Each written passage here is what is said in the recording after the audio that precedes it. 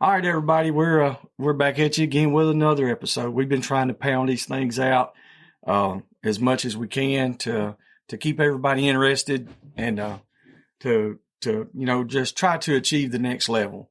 So we got Dixie Doggers podcast we've been around for a little while now, and there's about 3 years. Yeah, going on 3 years now. So, and there's a lot of other podcasts out there that deal with the dog world and the hunting dog world and stuff like that. And we've got a guest tonight that's Mr. Ben Sheets, and he's got Tree Talkin Time podcast. And man, he's a wealth of knowledge in himself, and we're excited to have him on board with us to do an interview, man.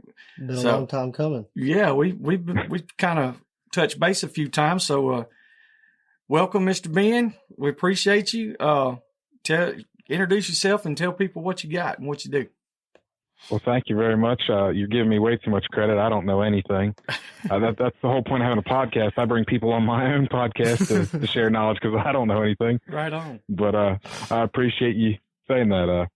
But yeah, I have a podcast called Tree Talkin Time. We talk tree dogs predominantly. I've had some coyote hunters and hog hunters and stuff, and but primarily tree dog stuff. So yeah, kind of in the beginning of my thing, I say squirrels to bears and everything in between. So from curs and feist, squirrel hunting to, a lot of big game guys. And actually the funny thing is the two ends of the spectrum are what interests me the most. I coon hunt, but I don't know, like the whole competition coon hunting world, like it's not necessarily my world. I'm kind of out of that realm just because where I live, I don't really live in a deep, around a lot of, heavy competition hunts, the big competition hunts. So there's some other podcasts that specialize in the competition world and the coon hunting world, but so I let them, and I kind of hit a lot of squirrel hunting and a lot of big game hunting and a little coon hunting in between. So yeah, that's cool. We do a little squirrel hunt with dogs ourselves, and we do mostly run hog dog, and we've got a dog here and there for other purposes as well. But we feel you on that. We're more hog dog orientated, but it's like we've got to be diverse as well, and we've had all different genres on as well, and but it's like, man, I don't know enough in some of them. Yeah, it's just all so fun though. Yeah, you gotta know about it. Just learn it, like you said. Having this, I get to learn so much stuff. But oh yeah, what kind of how'd you get started in the hunting dog stuff? What kind of dogs did you start with, and how did you what really sold you on it? That's hard because I don't know. Like I was as a kid, I was obsessed with dogs in general. I had dog breed books, and I could literally tell you, all these different dog breeds. And the funny thing is majority of the books didn't have cur. None of them had cur and feist breeds, but I could tell you pick a breed and where it came from, a rough time frame at origin, and a little brief origins history of the, I remember as like a 14-year-old going to the orthodontist one time, and orthodontist sat next to a veterinary clinic, and somebody walks out of the veterinary clinic with a Shiba Inu, which especially in our area was not a common breed, and at that time they really weren't common at all. No, and I knew what it was. Imagine. Wow. And then same thing one time at my sister's school, like somebody shows up with a Basenji, and then I'm like, that's cool. And I'm like, you got a Basenji? And the guy's like, wait a minute, like, you know what this is? And I was like 12. So like I said, I was just obsessed with dogs, and we had a little bit of an introduction through a neighbor that had some beagles and pointers. I never hunted with him, but he had dogs. And then the guy that lived on the other side of him had beagles as well. And then in high school, like I stayed in contact with them, and even after we moved, and he got out of dogs, but then the neighbor still had dogs. And when I was in high school, he ended up having some coonhounds there, and then at one point he had some feist. And I was down there one day, and he had this little black and tan feist, and I was looking at it. He goes, "Oh, that's a mountain feist. You know what that is?" And by that point, I had found out about curs and feist, and I was like, Squirrel Dog Central was like, that's where it was at as far as the squirrel dog world. Oh yeah. the old forums, and you had coondogs.com for the coon hunters. UKC forum was real big. Squirrel Haters was pretty big. Mm-hmm. But Squirrel Dog Central was kind of like the first one. And so I was on all these forums as like a 15, 16-year-old kid just eating it up. And like I said, so I knew what a mountain feist was. And like I said, this guy Larry had a mountain feist. I would take you squirrel hunt, but I don't have anywhere to go anymore. I was like 15, 16. I worked on a dairy farm. I was like, I have somewhere to go. Yeah. So worked out. The funny thing is like, it was like right at the tail end of season, and I hadn't bought a license that year because I didn't, my parents didn't hunt or anything. So, I couldn't even get a license because they quit selling them because it was like the tail end of season. Yeah. And, but so I went out with him, and, I was like, I don't need to shoot anything, whatever. Like, but got to go, and she treated a couple squirrels. She was rusty, but she was nothing flashy by any means, but she was a nice little dog, and no tracking systems or anything. And it was exactly what I wanted. It was getting out there in the woods, following a dog, especially a tree dog. But and where the red fern grows, obviously for a lot of people was something that started them or interested them. And it was the same for me. Yeah. And I think that's kind of what turned me on to the coon dog and then eventually squirrel dog path of that's I wanted a tree dog. Was probably where the red fern grows. Yeah. So, and then when I hit college, I found a guy through Squirrel Dog Central, found a guy that was about a half hour away. He's still a dear friend today. He's my mentor, Mike Deaton, and he lives about a half hour from school. He hunted mountain curs, got a couple of tree curs as well. And I lived there. I went to college for 2 years, and basically his house became my home away from home. And, that's really where I learned how to hunt with a dog, and that's what I learned what a good dog was. So, that's kind of what got me into it, really. That's cool. Like you said, where the red fern grows. That's that. When they made that movie, I'm sure they never thought about the effect it would have on the populace of the male species in the whole world. I had red bone coonhounds as a kid because of that movie. Yeah. When Nate watched it, it wasn't but just a couple of weeks and he had a pair of little red bones. But Nice. It's the same for a lot of us that, we kind of same scenario, you find somebody around but I was lucky enough to be raised in it, my family ever since I can remember for generations. And, but, it's always nice to hear somebody like yourself that there was another person that was willing to take his time and his dog and to put it towards you as a young man. I applaud people for that. And that's what we try to do every day. Exactly. And, like you said, that coming from a family, my grandfather had dogs, but that was all before I was ever born. Mm-hmm. Like my dad's the youngest of 7. So my grandfather was an old man by the time I was born. Yeah. So, and by the time I was old enough to hunt, I remember as a young kid, he fished a lot because that was like what he could still get out and do. But by the time I was old enough to really get involved, he had even quit fishing. So, wow. I never got to run dogs with my grandfather. He told me stories and stuff. So I think that played a big part. He had beagles, and he, oddly enough, didn't rabbit hunt them. He hunted upland, mainly pheasants with them. With beagles? With beagles. Wow. Yeah, that's way different. That's totally different. Yeah, I've never heard that before. That's something that's pretty cool there. I've heard of other guys incidentally doing it, or they're mainly a rabbit hunter, and their beagle will flush a pheasant if it runs across it. But that's what he had beagles for the sole purpose of pheasant hunting. Wow. That's wild there. That's pretty cool. And like you said, usually it's one of those deals where it's an incident, or an accident, whatever.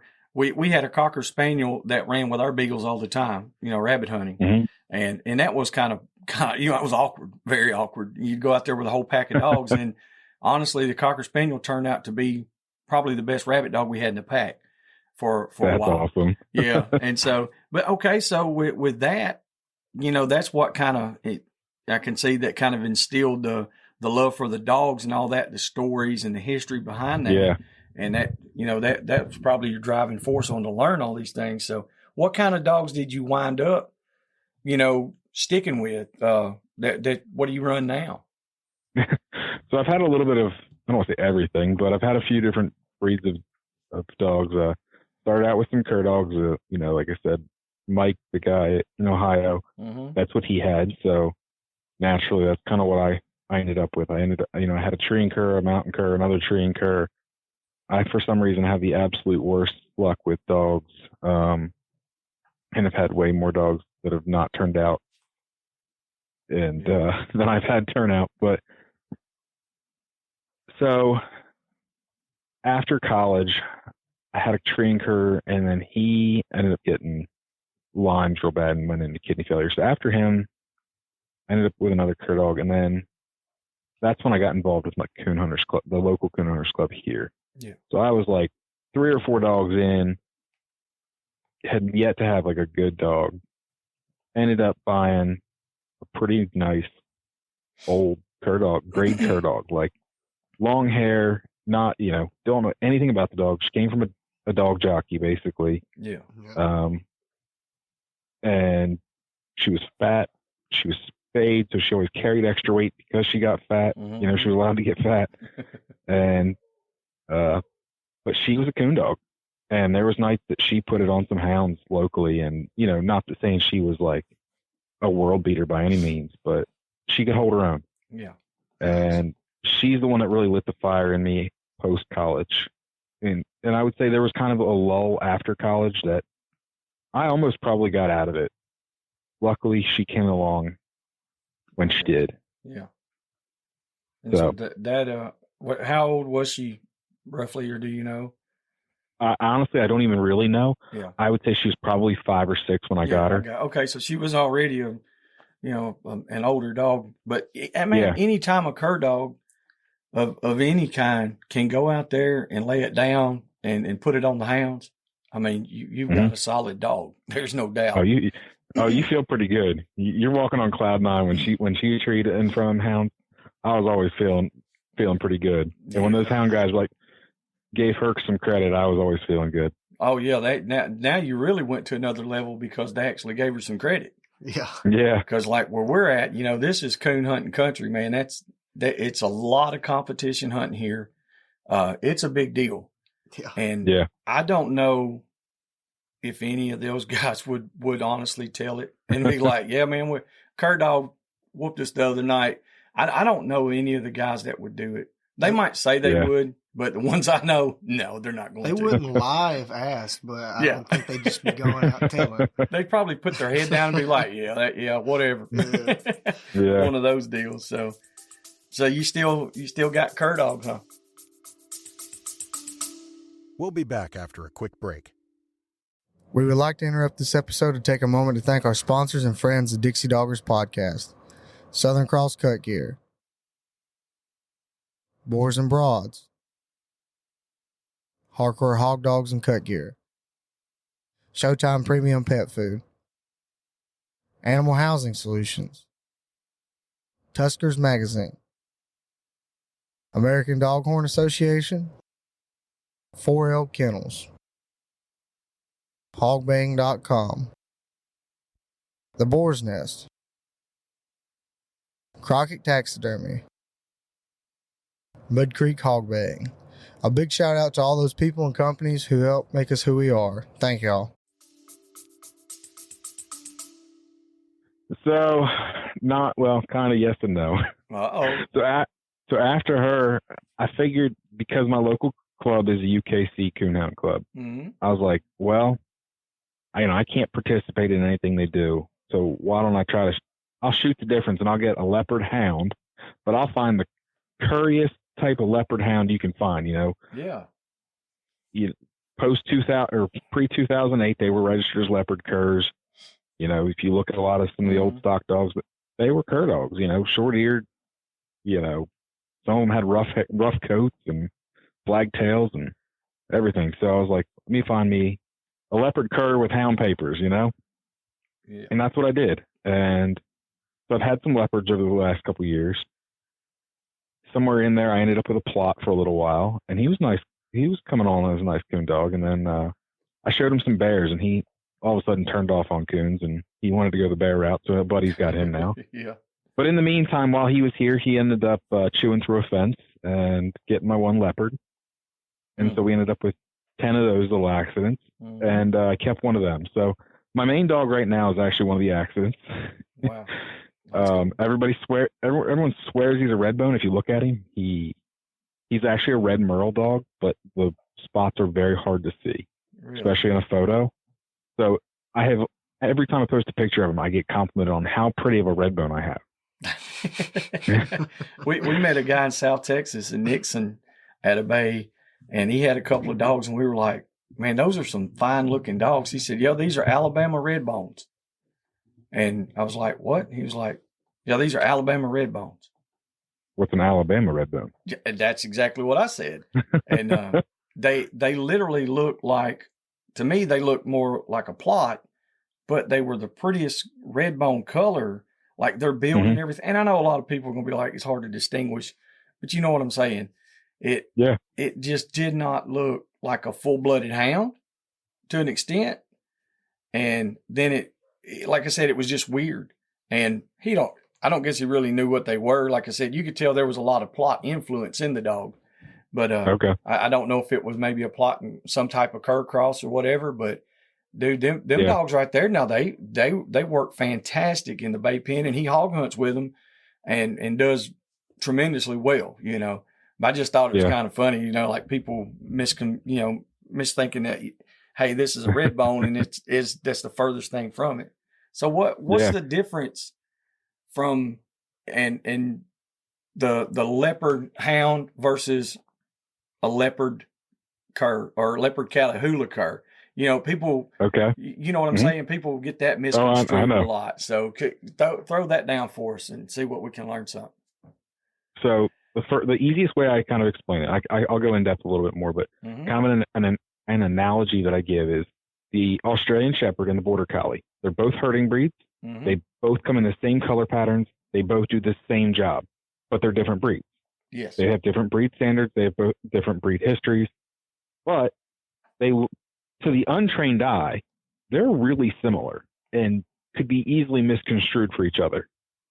And I tell people that Catahoulas and leopard hounds or leopard curs are pretty much the same, the same kind of thing. So Catahoulas have a very, very long history, and have been primarily a hog/cow dog. Yes.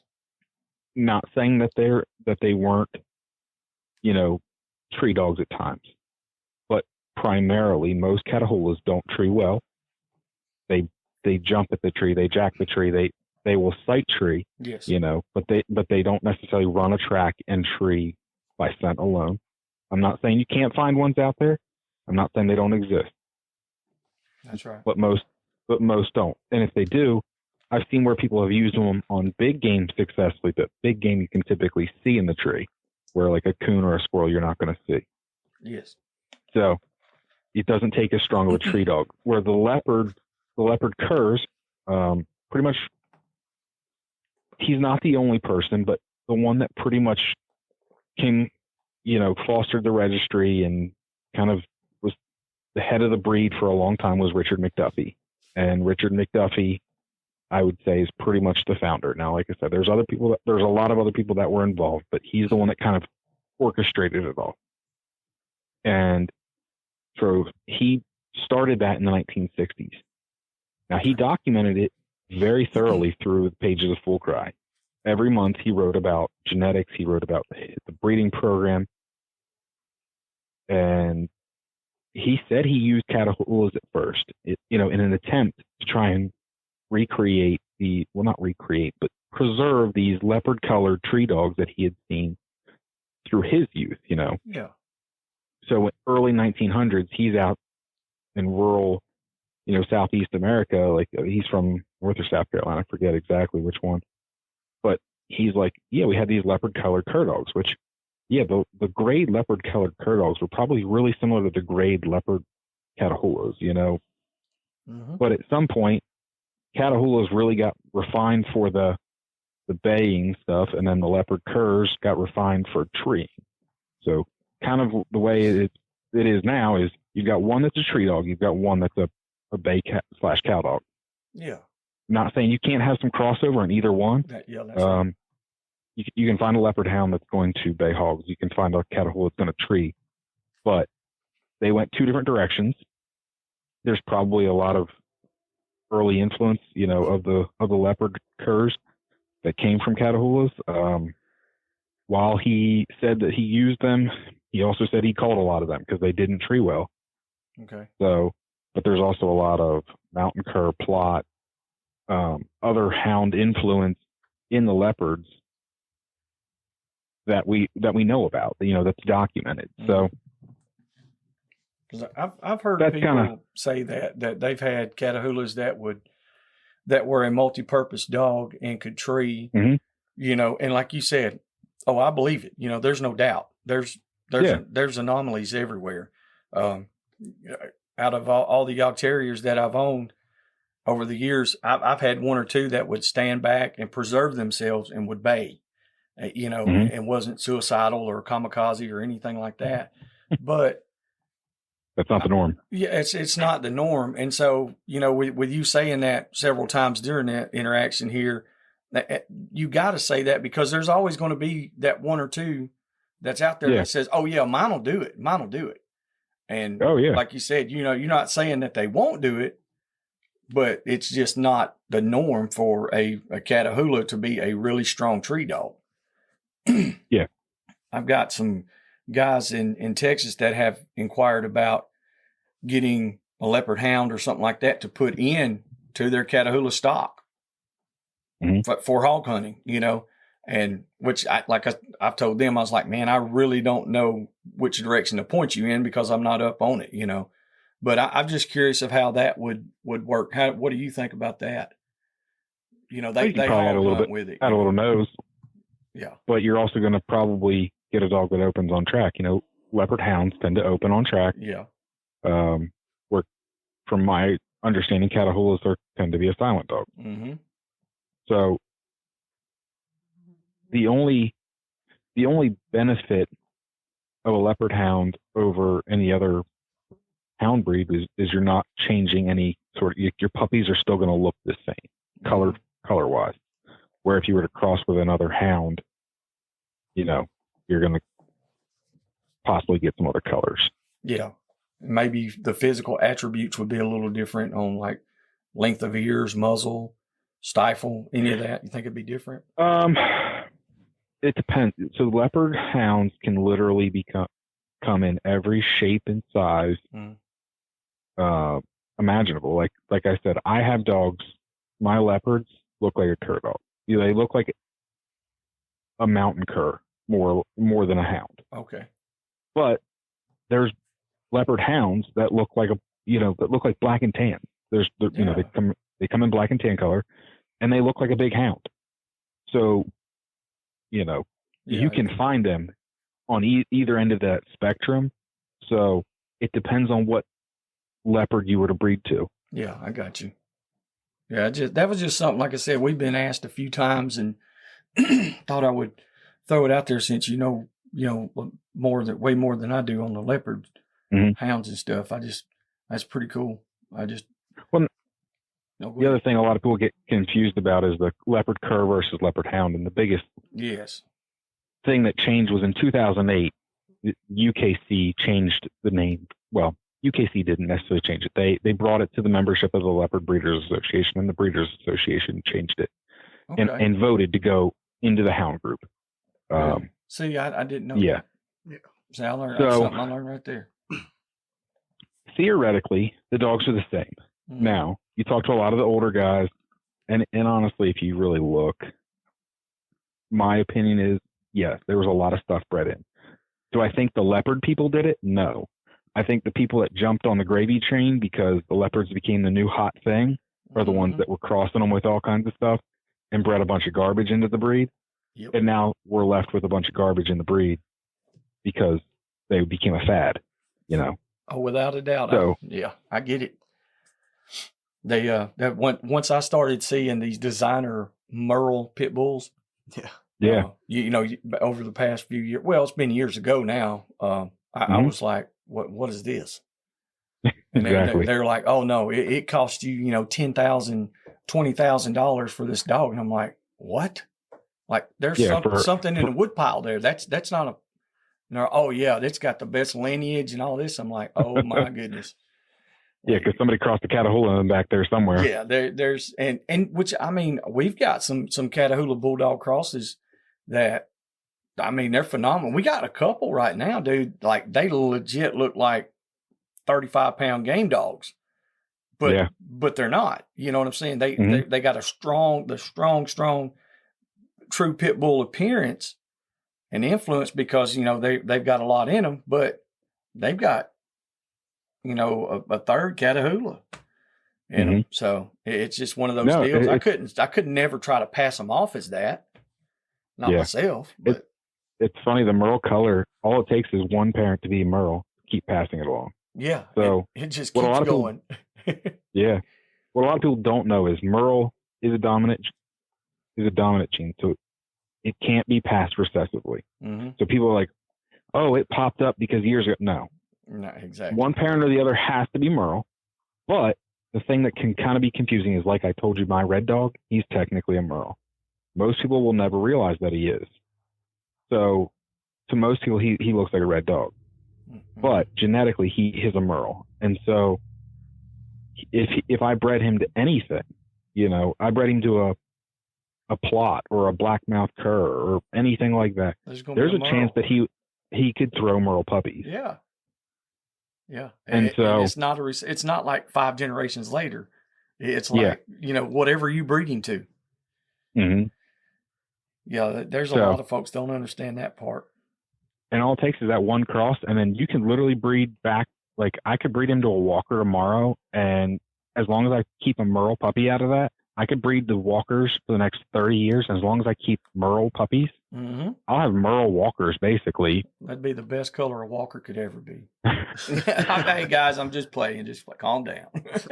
Which the funny thing is I kind of got into I don't want to say an argument with a guy on Facebook one day, but like he was like, he had these Merle colored Walkers, and he was like, I said, oh, what's the leopard side of them? And they've never been crossed leopard. There's a little bit of plot back in there. I'm like, well, there's no Merle in the plot breed, and there's no Merle in the Walker breed. So, and somebody shows me, pulls up a picture of Plot's Lep from the 1910,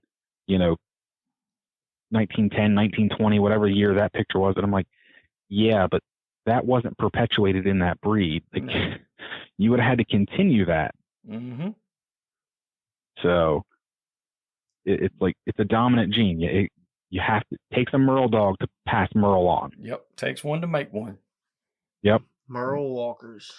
Yeah. That's also pretty wild. I don't know if I've ever, you ever seen anything there? No. I'd like to see one. Like I've never paid attention. I probably have and didn't know it. Like we had a dog named Bella, and she, we as far as we knew, she was Catahoula. And but you could tell this dog was different. Like she looked more houndy. Like I mean, everything about her structure and everything, like you said, it's some of the dogs tend to take more of the hound type. Well, she was totally different than any other Catahoulas that we had. She was a phenomenal dog, one of the best dogs we've ever owned. And like she had long ears, like, a lot longer than most cats would. She had, big feet. She was on the bigger side. She's probably 70 pounds, close to 70 pounds. Yeah, she had looser skin. Droopy lips. Yeah, like, she looked real houndish. Yeah, she did. It almost looked like like if you were to say leopard hound, that's what I would think of. Now she don't look as bad as Fred. No. Fred looks real bad. Yeah, I have a young Kimmer cur, and he almost steps on his ears when he walks. He's got some mud flaps. That's the one Nathan was posting. He's 4 months old, and he was winding from like 50 yards, opening up, and I was like, oh man. Well, he loves barking. Yeah. All he does is bark. Man, you'd make Jeremy Garner proud with them mud flaps. Listen, I sent him a picture. Jeremy loved them. I sent him a picture, and as soon as he asked, he was like, "Did you get that from John?" I was like, "Yeah." He said, "Oh yeah." He said, "I know what's there." Oh, Jeremy, he's got some nice ones now. Yeah, he's the mud flap mafia. He is. But no, man. Going back to the podcast that you've got. Mm-hmm. What got you to doing that? What got you into that part of it? Complicated question. Multifaceted answer. Yeah. So obviously podcasts had become a big thing. I was a huge podcast listener.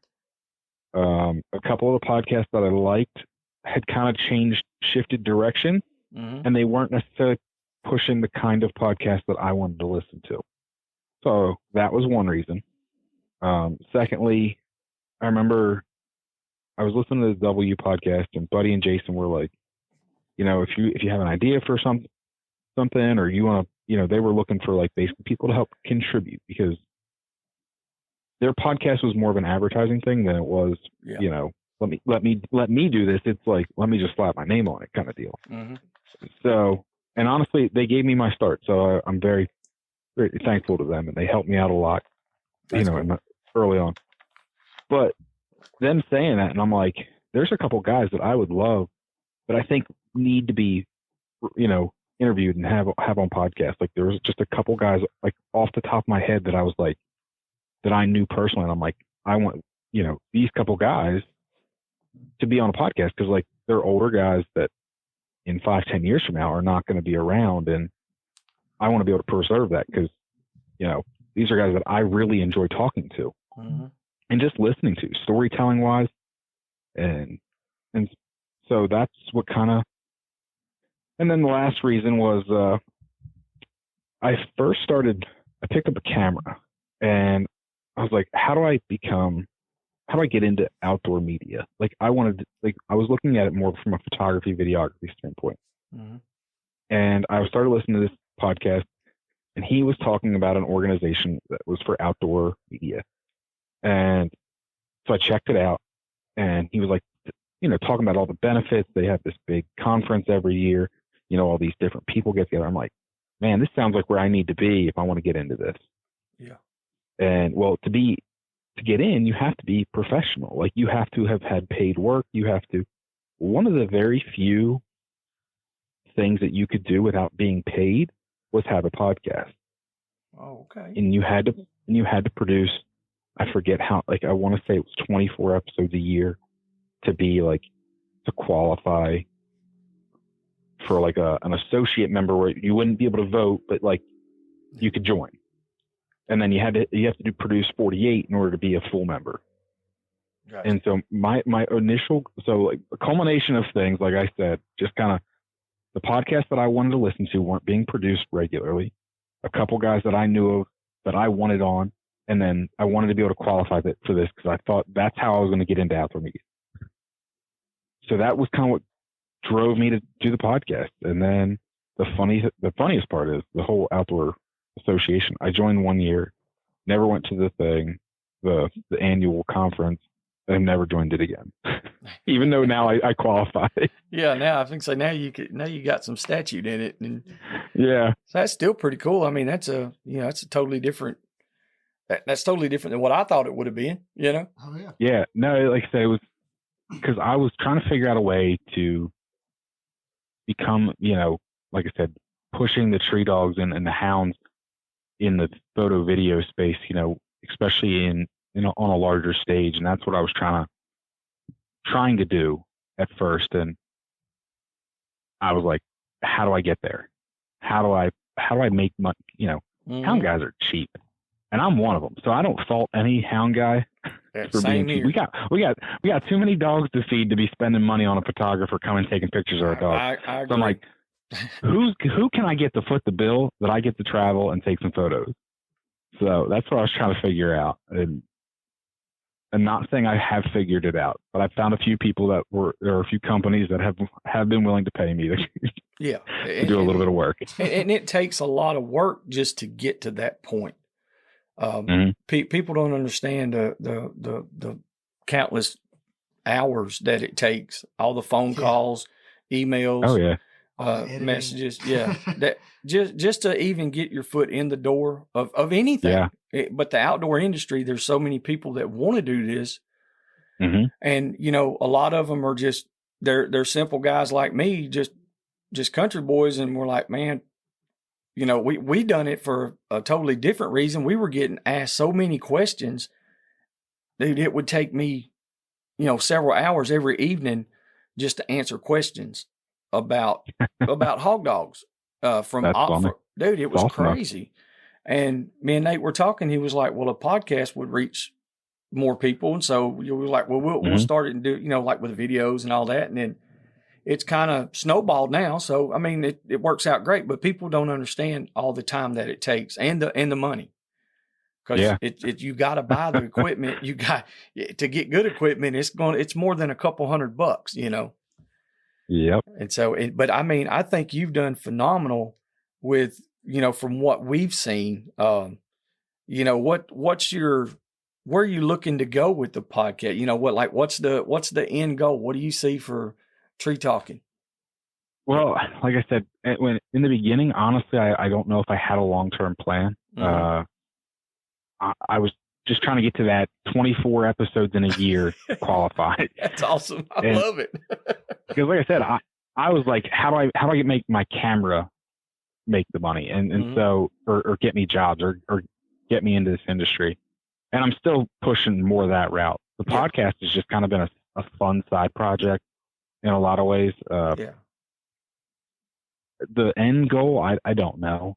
I don't foresee, like, I guess I would say I've kind of plateaued. I'm not, and I'm happy where I'm at. I'm not saying that I'm not trying to necessarily grow it anymore.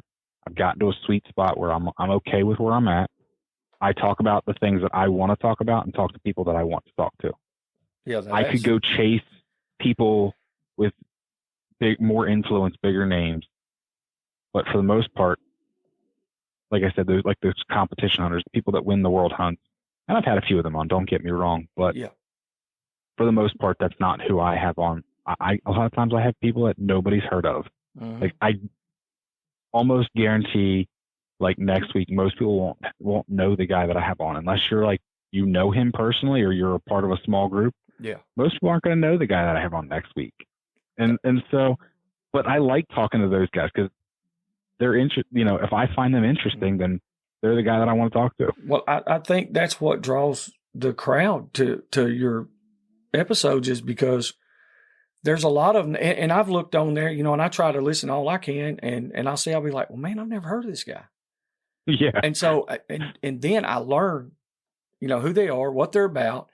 And they're everyday hunters that excel, they excel at what they do. They're really good. They have good stock, and the whole 9 yards. But like you said, they're not a mainstream name. They're real. Yes, they're just as real as it can get. And and so I mean, I really like that format. I do. That's kind of where, like I said, I'm comfortable where I'm at, and that's what I like. I like finding people that I find interesting. If I find them interesting, I have an easier time doing a podcast with them, and I have a lot more fun. Have I done podcasts that I didn't care for? Yes. Yeah. Have I? Or I've had people on that I thought would be more interesting. But yes, when you're trying to find a podcast guest for every week, sometimes you don't necessarily know who you're getting. Yep, that's exactly right. Somebody like recommends them. I'm like, great. I think this will work. Per the recommendation, we pop on, we do a podcast, and I'm like, it's not bad, but it's not what I envisioned. It's not what I thought it was going to be. But at the same point, I've had some of those episodes do well. The one I told my wife, I came upstairs after recording and I was like, that didn't go well. I didn't care for it. The guy's super nice. I just didn't think the podcast went well. And it did great. I was super surprised. That's cool. And then I had another guy, like, once again, a recommendation, and we talk on the phone 20 minutes beforehand, like a couple of days before. and we schedule it. And then when we record it, he's like a whole different person because he got nervous. Yeah. And it's like, where's the fun guy I talked to last week? Like, yes. That guy is the guy that I wanted on my podcast, but he was too nervous. Just clams so up. Yeah. Yeah. They just get stage fright. So it's hard, but like I said, I try to stick with people that I find interesting, just because I can move a conversation along if I find it interesting, or I find what they do interesting. Yeah. And with going into that right there, like the podcast and stuff, you said that you're comfortable where you're at. What kind of stats do you have? If you don't mind us, asking, like, an overall or a roundabout. I'm creeping up on 200,000 episodes, 200,000 downloads. Oh man, that's a lot. And we started, let me think here, 21, beginning of 21. Mm-hmm. I think that's when it started. Yeah, it sounds no. Like I was going to say no. Beginning of 22. 22. So I started in 21. Didn't we? Beginning. I started in 21 with W, but at the beginning of 22 is when I broke out on my own, and that's when I started my own feed. Yeah. And everything. Okay. So 22 and 20. So I've had two full years, 120 some episodes now. So that's good. It's been a lot of fun. Yeah, I mean that's good. That's doing really well. So I mean you've apparently you hit your stride and you took off and you ran with it, and that's what it takes to succeed at any of this. So we applaud you, because like our stats are just now starting to climb up, and like you said, we did this as kind of a hobby kind of deal, I guess you'd say. Yeah. Just something to really just hanging out with buddies and talking trash, for a little while. Yep. And then it's become more serious, definitely. And we actually had a format, and we sent you a few questions or topics or whatever. And, we did 99% of the time, we're just going to wing it. And that's all I do. Yeah. And that's what it turns into. And I think that's where you find the purity of just human conversation. Yep. And that's honestly what I try to tell people is, like, I'm not going to interview you. We're going to have a conversation. Yep. Because I don't like interviews. Like, interviews to me, like, they're dry. They're not entertaining. They're not fun to listen to. Now, if it's something like informational that I might still listen to it. But if I'm just looking for like a good entertaining podcast, I don't want to hear a host just be like, all right, what kind of dog did you start with? What's the next dog you had? Yeah. Just what did you win with that dog? Yeah. And there's some out there. I don't care for them. Like, it's just not what I like. So therefore I try to produce, like I said, what I like, which is just a conversation. Yeah. And I've listened to quite a few. And like you said, there's a lot of, it's just pretty much Q&A. They ask a question, you give an answer. It reciprocates, or there's no reciprocation in conversation back and forth. And so a lot of times, I mean, I get carried away and I'll talk more than the guest, or, I'll start telling my own stories and stuff like that. And honestly, that's what kind of keeps it rolling. That's what people want to hear. Yeah. They want to hear what the real side of it is, like what we're talking about right now. It's like, This is nothing that we had in the scheme of things. It's just like, we're just going to talk and see where everything goes. I tried to do it to where I didn't have any forethought in it at all. I wouldn't talk to the person or nothing. We would get on the phone, or we'd get in the studio and sit down and just start. And a lot of times I would forget to even say, hey, where are you from or anything like that, So it's more for the informative side. We started doing some of these questions to kind of get a base of conversation going now. And it's turning out pretty good. I like it. Yeah. I think it's worked out well. I just don't want it to get to where it's, like you said, where it gets to where it's too just cut and dry and it's not entertaining. We have some podcasts that we've had some episodes that kind of got out of hand. There's a few beer time show episodes back in the early days where me and my best buddy Rodney, we if you'll look at the bottle of liquor that was there, it started out full and it was empty, and that literally was in the one hour and a half episode. Wow! At Uncle Earl's with Will Seeger, he got so drunk he did a moonshine tasting on camera. He just started it himself. Yeah, he didn't even know. I just used, because like Dad and Will were taking a break, so I just used it as like a segment, like as a break. And then Rodney got to watching it, and he was like, "When did I do that?" And I was like, "You don't remember doing it?" And he was having such a good time. Great. I was like, "Okay, Rodney, this is a great idea. I'm sure people will love watching you." That's the joy of doing the in-person part, Now that's different. But we've been able to put out a lot more episodes by not having to do the editing and all that stuff on the video as well. Yep. So it saves a lot of time. See, I've been kind of, the thought to go that route has crossed my mind, but then it's like, that's a lot of work. Nathan worked his butt off. I didn't do nothing, all joking aside. And, with all the stuff that we already had going on, it's just like, that's just putting more load on him. And so he proposed the deal about, he's like, what if we just do the audio?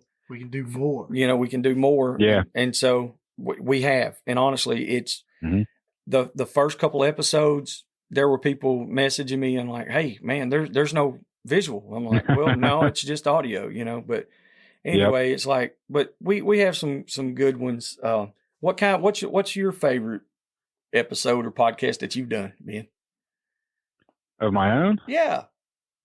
Actually, the funny thing is, I kind of side with the masses.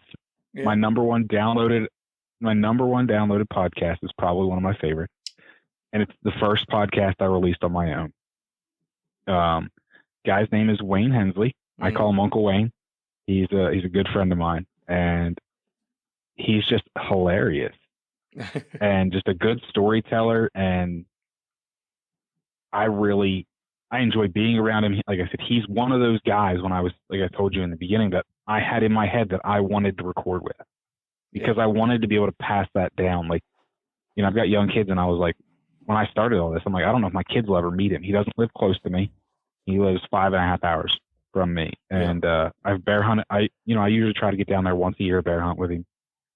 But even when I don't, I talk to him probably at least once a month.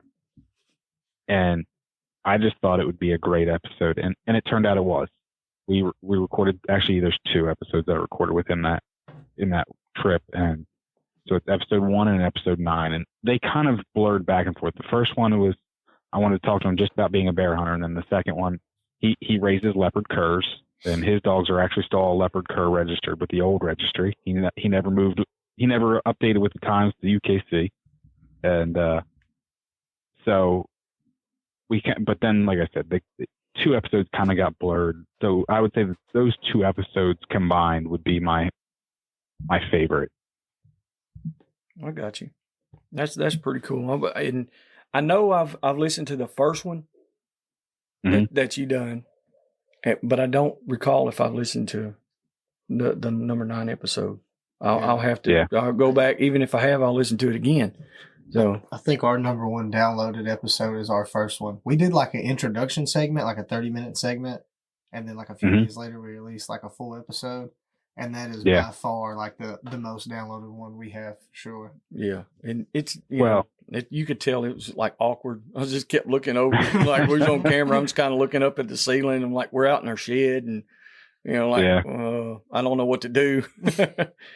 But it's come a long ways, and like I said, the way yours has, we hope to get to the level that you're at, and we're headed there. I hope we just can continue to grow, and like you said, if you're happy with where you're at, that's a great thing. Yep. But I don't know if the world is happy where you're at. They're going to want to hear some more, So. Oh, that's why we keep cranking out an episode a week. There you go. And how's that fit for you? Just the one episode every week works good? Yep. I honestly don't have time to do more. Yeah. This has killed my own personal hunting significantly.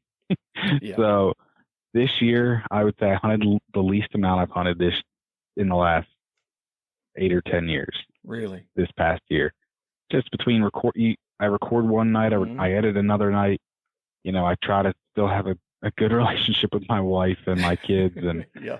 So a lot of this is done after they go to bed. And, I work 50 plus hours a week every week.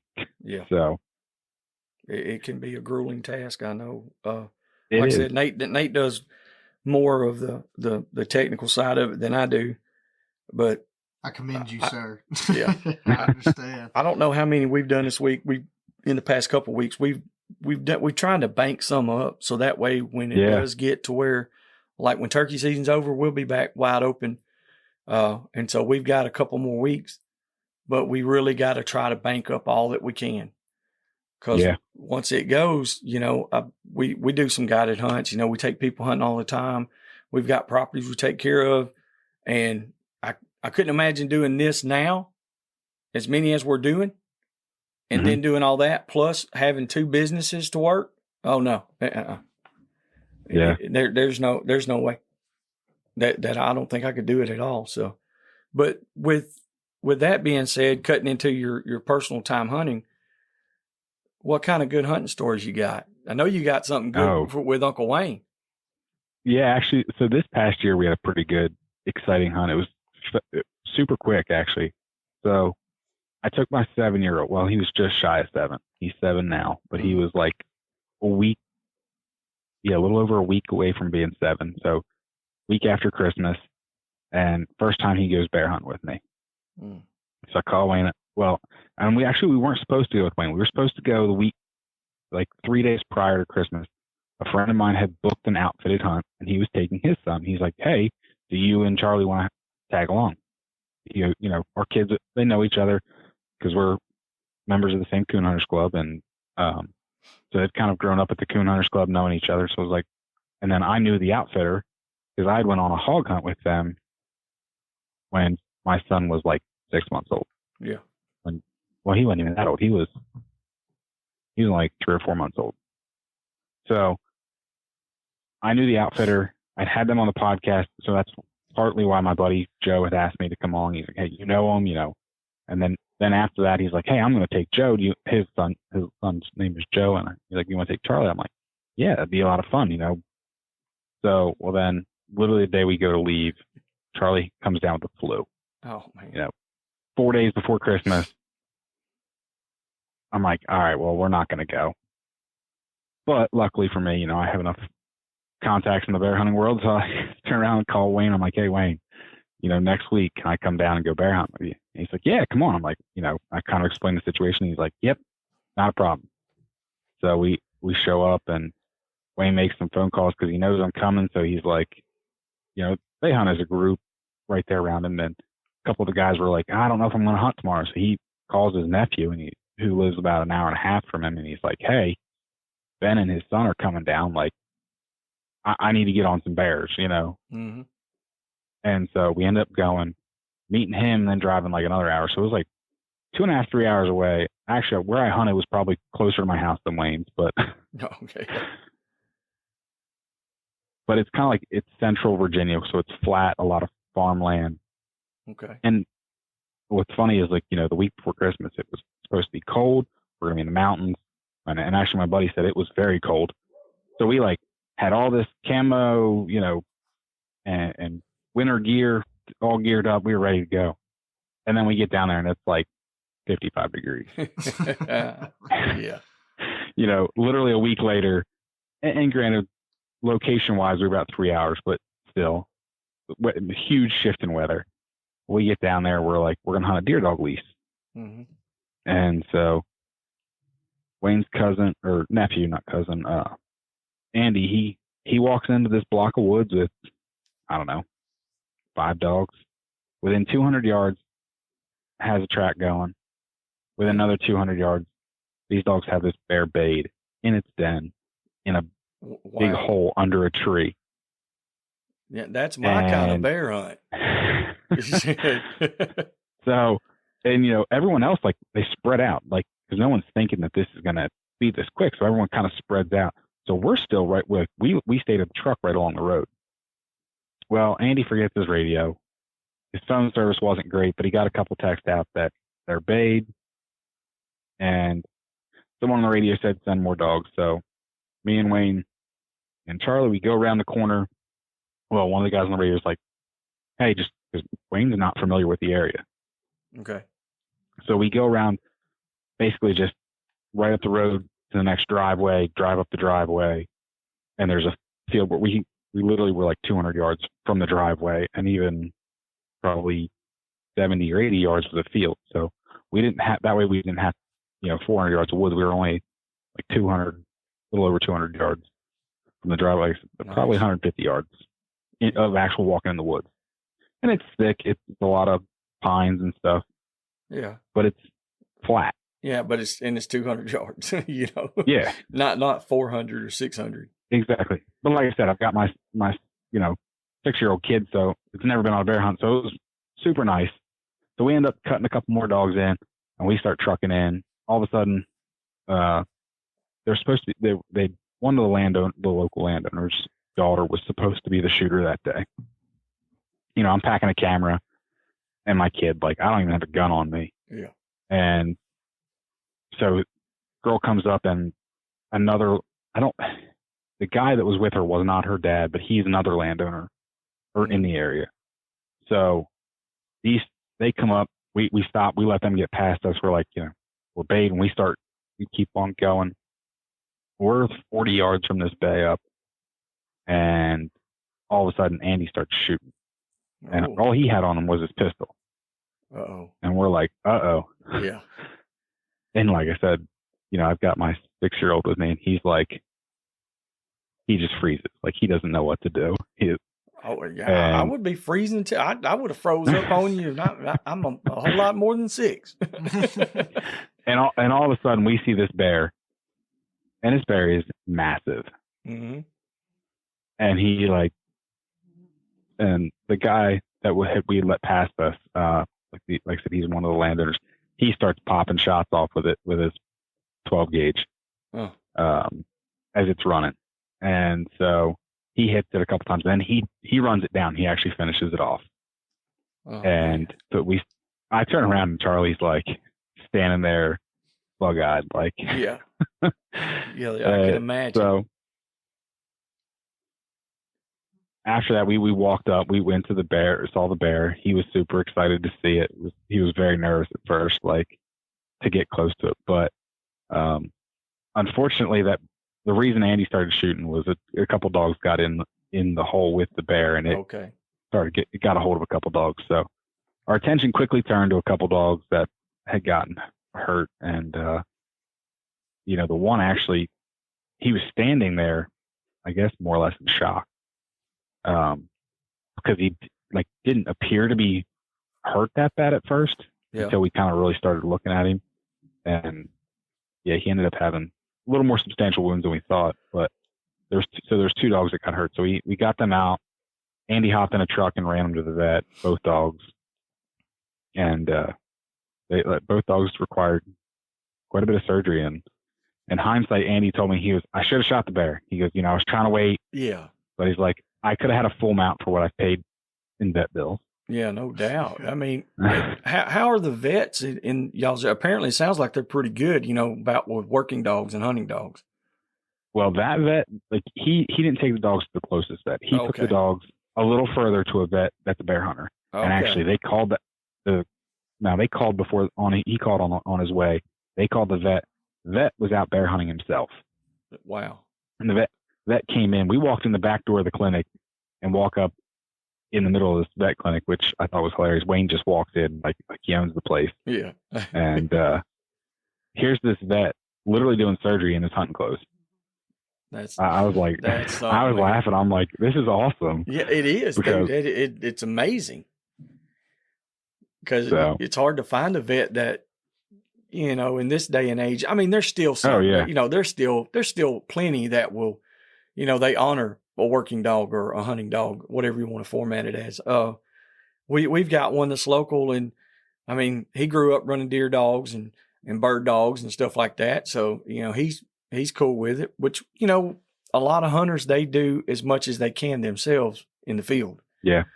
And that seems to always be a topic that everybody wants to know about, but not a lot of people want to talk about, if you know what I mean. Yeah. And we're going to try to get a vet on here. They're kind of obligated, or they're really not allowed to necessarily publicly say some things. Yes, because they have a license on the line. Yeah, they can't tell you, hey, you need to do this, and that's what we were going to delve into, maybe doing an episode here and there with maybe just some first aid, some prep work, life-saving stuff that to do to get emergency to get them to the vet. Yeah, something to steer, because like with the bear hunters. Oh, definitely. Bear hunters and big game hunters in general, the wounds that they can receive are, most of them aren't going to be little, And probably delve into some aftercare as well, some tips and tricks of different scenarios, different kinds of procedures and stuff like that. Mm-hmm. Running hog dogs, we deal with it very frequently. I'm sure. But, there's a lot of stuff you can do to minimize it, as well. But sometimes it just happens and you can't control it. It's out of your hands. Exactly. Like you said, you get those situations like you were just talking about. The guy said, man, I should have just shot the bear. But at the same time, if you're hosting guests, you want everybody to get in there and to see the action and see what's happening. Yep. And like I said, trying to let this little, 11-year-old girl or whatever she was, it would have been her first bear. And he's like, I don't care to shoot the bear. Like, as far as, it's not I've about shot plenty. Yeah. It's not about killing. That's not what it's about for people who've been hunting for a long time at all, Yeah. So those guys like us, we want kids to carry this tradition on. So they got to be able to get in there and see the whole deal, something to excite them. Yep. But that sounds like it was exciting either way. It certainly was. And we got that bear out. It was 483 pounds. Holy smokes. Yeah, that's a stud. That's a big bear. It was. So you got you and Charlie going this year?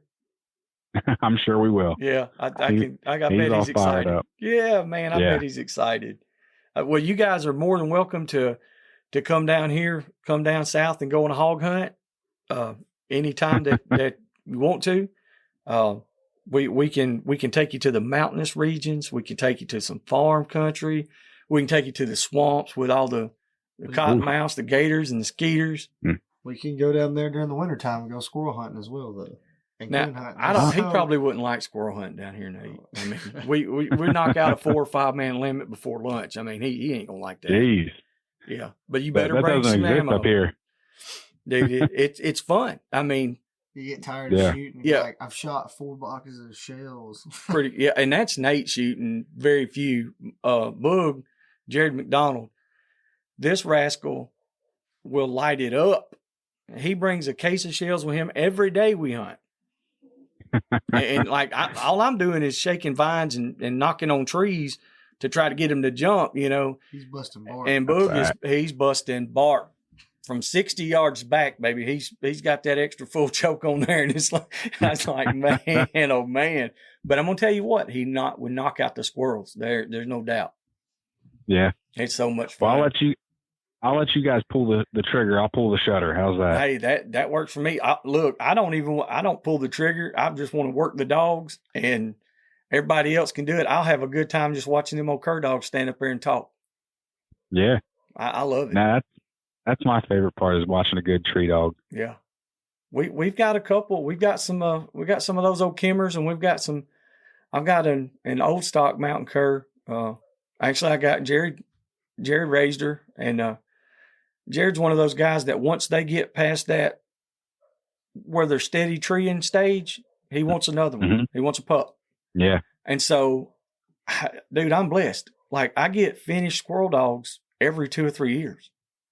Nice. Yeah. He's just like, hey, come get it. And I'm going to tell you something, though. If you do not go and get it within 24 hours, somebody else will have it. He's not going to wait. Yeah. So when he calls, I go running. I would too. Yeah, man, it's awesome. But man, is there anything else you want to put out there or touch base on that you got in mind?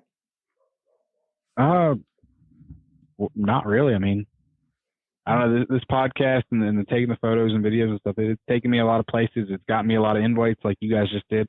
And trust me, if time and money were not a factor, yeah, you know, if I was a millionaire and I could make a living, or I guess I should rephrase. I can't make a living at it, but I could literally spend all of my time traveling, hunting, yes, with all the contacts I've made and all the invites I've had. It's like, I could, and it's funny because people outside of this world, they're like, yeah, especially at like work, they're like, you have a podcast? I'm like, yeah. I'm like, I know people literally from Maine to Southern California, yeah, from Washington to Florida.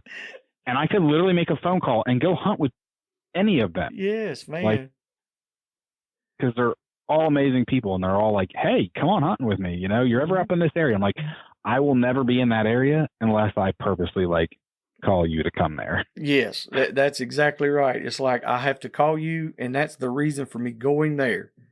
Yeah. And that's so cool that it's, you know, I'm glad that you've done this. I'm glad that you've got to experience what you have. I love to see people doing good.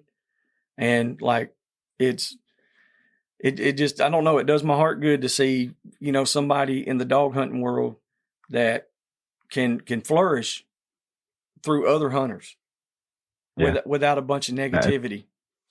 Mm-hmm. And it's been great. I really appreciate you guys, you know, inviting me on. And this is the stuff I love, you know, just shooting the breeze, talking dogs. And yeah, my wife kind of shakes her head at me. She's like, we go to a family picnic. She's like, you sit over on your phone, don't say 2 words. Yep. But then you can go talk for 2 hours about dogs and, you know, to somebody not you don't think know. twice about it. Yeah. Exactly. Oh yeah. I'll call.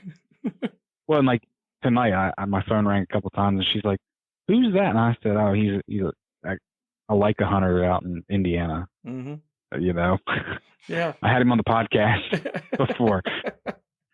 She's like, and you're doing a podcast tonight? I'm like, yeah, and I recorded one last night. And she's like, geez. Yeah. Then to stop and I'm like, no. And I was talking dogs today. I was talking dogs yesterday at work. I mean, I run a loader a little bit. So I'm like, even in my free time, you know, when I'm not doing this, I'm still doing it. Yeah. There's just so many dogs, so many options, so many things you can do with them. It's just never-ending topics and philosophies. Yeah. That's cool, man. Exactly. Well, Ben, we really appreciate having you on. Thank you for, like I said, the information and stuff, especially on the leopard dog stuff. Like I really, there's some of that I genuinely didn't know, and it gives me a little bit of a leg up to be able to tell other guys when they inquire. Yes. And I'll pass it on, you know. But man, we appreciate you. And maybe before too long we'll have something as successful as you've got. You guys are killing it. Hey man, we appreciate you, Ben. Thank you so much, buddy. Thank you. All right, man. Y'all have a good one. You too. See ya.